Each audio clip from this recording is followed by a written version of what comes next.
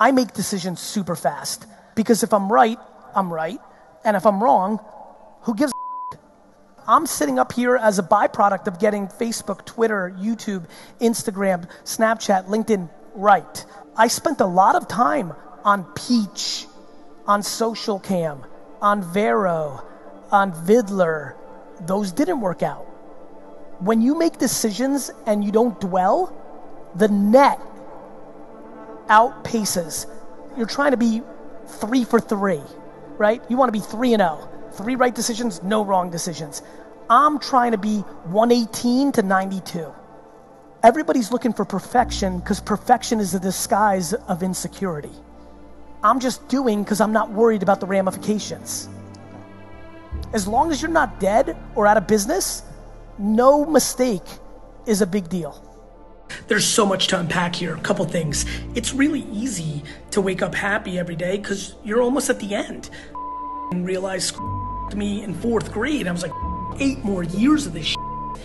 You're good, bro. Like, actually enjoy it. That's what I did. Like, treat it like your last holiday. I treated the last several years of school like a vacation. Just like go through the motions, you know, have fun with friends, slack off, like just enjoy. A couple other things. Do not be one of those people that thinks the fucking equipment is the game. So many people think the equipment is what is keeping them from making it in music. As soon as you said equipment, I was like, not because of anything, but because 90% of people use equipment as the excuse to why they're not winning when it's just not fucking true. I've seen people bring out janky wooden tennis rackets and smoke the out of the person on the other side who's got their Federer sneakers and their fucking racket. It's not that, it's the skill. Start building up your skill. Also, for all the kids out there, side hustles are work. They're not like just some easy. I think you should get a job. I think you should get a job at a music studio, sweeping floors if you have to, just to get in there. And like, you could be around on the equipment right now by getting a reception job or a cleaning job or maybe an assistant job or an admin job or an intern job. Like, hit up the 40 closest recording studios to you where you live right now and literally email them and DM them, because they all got the gram, and tell them that you're hungry. Here's what really is the shift. Nobody can wrap their head around, traditional people that have been in business for a long time, whether personal brands or products, can't wrap their head around the fact that they don't control the message of the brand anymore. Ali, your fans control the message. Right. They're the ones talking about it, and the way you respond to them is the game, not what you tell them. The idea is you're listening all the time. You listen. That's the game. Everybody wants to talk, but it's about listening. It's about caring, and most of all, you have to have the chops. If I didn't know anything about wine, it wouldn't matter if I knew how to leverage all this, because when they watched a show or two, they're like, that guy's full of crap. If you're working a 9 to 5, and really where the book's going is, you know, those after hours, start talking about gardening, or if you love, you know, curling, I don't know, whatever your passion is, talk about that. Live in the communities that talk about it. Use search.twitter to find people talking about it and really get in. There are millions of people out there that love the Smurfs. Right. I mean, you could make $70,000 a year talking about the Smurfs. That's the world we live in, my man.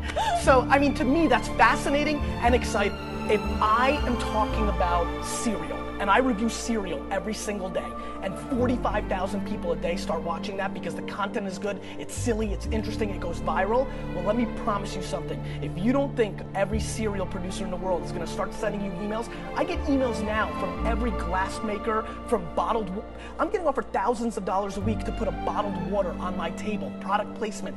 Everything that's relevant in movies and television is relevant online, because if you can get the eyeballs, and the only way you can do that is to have a lot of passion and chops for that subject matter. But even cereal, somebody's gonna wanna monetize. So I wanna talk about employees for a minute. Culture. This is managing yourself, 3-person team, 10, 25. I'm a very big believer in starting to follow employees on social media and getting a better sense of who they are. I spend probably 90% of my media consumption just reading comments of the content I put out and the people in my community that read it, and then I click their face and go in a rabbit hole and find out about them. We are spending not enough time listening to our employees, our vendors, and our customers, but the place where you get the disproportionate highest ROI is when you listen to your employees. Retention on the employee level is imperative. Happiness is imperative because it leads to speed.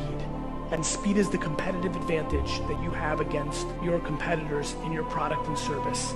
And when nobody's worried about politics or drama, they can worry about the work. If you were managing people and you've not had a sit down with one of your employees in the last 6 months or a year to find out what they care about today, whether that's money, work-life balance, title, fame, and more importantly, if you have an employee that is actually seriously important to your business, which, oh, by the way, means if you have one employee and they're the only employee you have and it's you and them, and you do not have an understanding of what drives them, you need to have a 2.5-hour dinner and create that glue. Because one of the biggest things I see in businesses and entrepreneurs in failing is the over-reliance on an employee that leaves and then they have to start all over for 18 months or are completely crippled by it. And the thing that could have allowed them to mitigate that disaster is literally a conversation.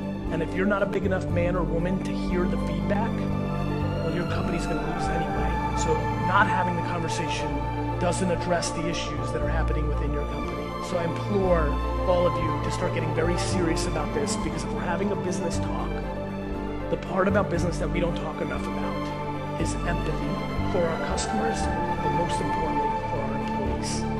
None of your employees, I love when people are like, Gary, how do I get my employees to work as hard as me?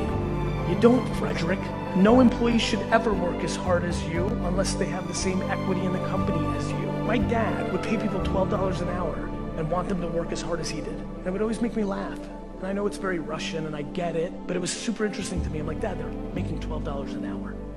You own the business. It's hard for them to care. And so I really, really, really want to push empathy for the humans that you're doing business with, because it's how you become the best salesperson.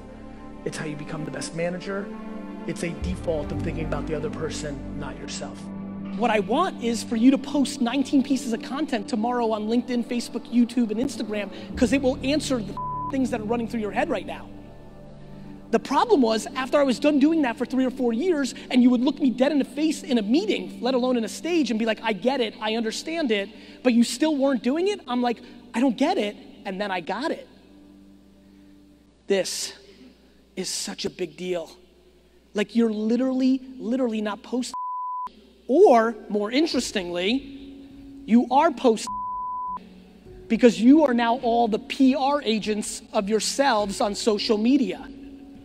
It's really great to take a beautiful family picture picking pumpkins. Meanwhile, shit's going well. It's really awesome to post a picture on a private plane saying you're killing it when your company is about to go out of business. We are posturing, my friends. We are posturing for other people's opinions. Your lack of action is exposing your insecurity. If you're educated, if you follow me and you are not posting 10 to 15 pieces of content a day, your actions are exposing your insecurity. The end. So, I come on the stage this morning with heat and passion because A, I'm well rested. But B, I come here because I'm just trying to get one person in this room who's looking at me right now and saying, that's actually the truth. I am not posting because my hair is receding and I'm insecure about it. I am not posting because I'm up 13 pounds and I don't want to in comments. I'm not posting because all my high school friends seem to be doing better than me. They're not. You're hearing too much. You're putting other people's opinions at a higher place than your own happiness. It blows my face away. And I kiss the ground that my parents walk on for creating an infrastructure that didn't create that for me. Let me tell you why it didn't happen to me. Because from 6 to 18, the world told me I was a loser. Because I played a bunch of sports in the backyard and in leagues, and we didn't give 8th place trophies when you lost. You know why else I can't hear you? Because I grew up in an environment where every teacher looked me dead in the face and told me I was gonna be a loser because I got an F in science. Do you know why I can post every day and not care about what you have to say? Because every friend I had's parent in high school, when they asked me what college I was going to, when I said Mount Ida College, they snickered in my face.